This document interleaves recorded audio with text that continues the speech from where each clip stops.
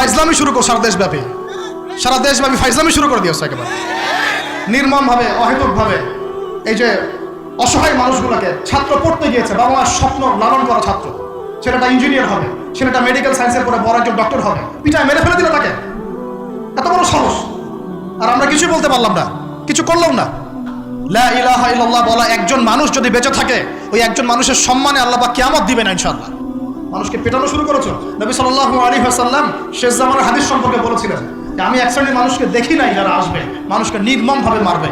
নবীজি বলেছিলেন শেষ জামানায় দুই শ্রেণীর মানুষ আসবে, আমি এদেরকে দেখি নাই। নবীজি দেখেন নাই মানে 1400 বছর আগে ওরা ছিল না। এক শ্রেণী হচ্ছে হাতের মধ্যে মানুষকে মারার কিছু অস্ত্র নিয়ে ঘুরে বেড়াবে, এরা মানুষকে নির্মমভাবে পিটাবে। আরেক শ্রেণী হচ্ছে এমন এক শ্রেণীর মহিলা বের হবে যারা কাপড় পরেও নগ্ন থাকবে, নিজেরাও আকৃষ্ট হবে, অন্যকে আকৃষ্ট করবে।